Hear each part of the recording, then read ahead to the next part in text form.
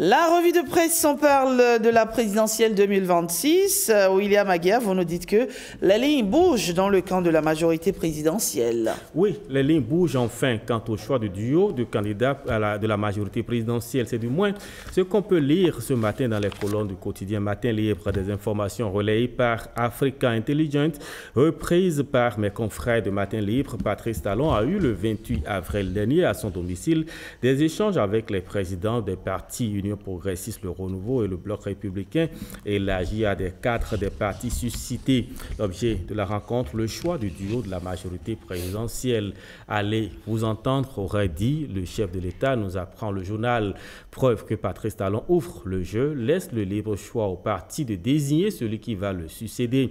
Mais pour celui qui avait affirmé qu'il serait très actif en 2026 et qu'il veillerait que son héritage soit sauvegardé après son départ, le rédacteur de l'article s'interroge. N'y a-t-il pas un piège dans cette volonté d'ouvrir le jeu? Pour l'heure, difficile de le savoir. La réponse se trouve peut-être dans la suite des événements, conclut mon confrère. Mais en attendant cette suite, Kassiani Info nous apprend que chez les démocrates, il y a une certitude. Le parti de l'opposition, les démocrates, dirigé par l'ancien président Boni Yayi, a confirmé qu'il n'organisera pas des primaires pour désigner son duo de candidats à la présidentielle, contrairement à d'autres formations politiques qui optent pour des primaires ouvertes ou fermées.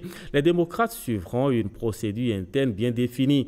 Selon le secrétaire administratif du parti, les statuts du parti, les démocrates prévoient que le duo présidentiel soit connu 6 mois avant le scrutin sans passer par un vote des militants. Cependant, une commission nationale de candidats sera mise en place pour recevoir et analyser les dossiers des aspirants, écouter les potentiels candidats, faire une proposition à la coordination nationale. Cette proposition sera ensuite soumise au Conseil national, instance décisionnelle du parti qui validera officiellement le ticket présidentiel. Et on parle de cette affaire de corruption dans la délivrance du récépissé provisoire.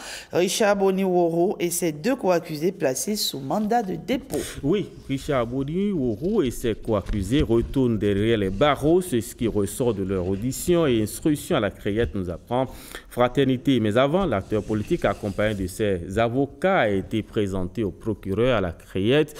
Dans l'après-midi d'hier, l'acteur politique principal mis en cause dans cette affaire était avec ses 2 co-accusés, 2 agents publics également poursuivis dans cette affaire de corruption. Le matinal, qui n'a pas davantage d'informations sur l'audition des mises en cause, rappelle que l'interpellation de Richard Boni-Woro et ses 2 fonctionnaires publics remonte à une semaine.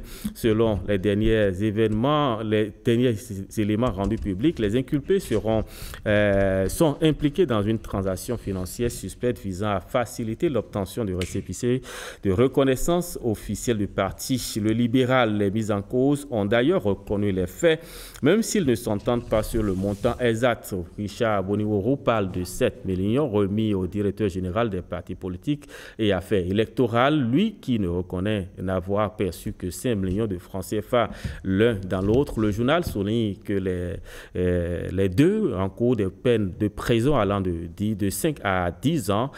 S'ils sont reconnus coupables, les 3 hommes restent donc dans les liens de la détention en attendant la suite de la procédure. Merci William Aguiar. On se retrouve demain, toujours pour la revue de presse. Pour au compte des tenues traditionnelles, vous? Je suis pour les tenues traditionnelles. Je suis un fan des tenues traditionnelles. Merci, William Aguiar. Merci. Allez, encourageons franchement le port des tenues traditionnelles. Et c'est même une manière pour nous aussi de soutenir nos différents entrepreneurs. Il y a un volet économique à ne surtout pas négliger. Voici à présent le sport.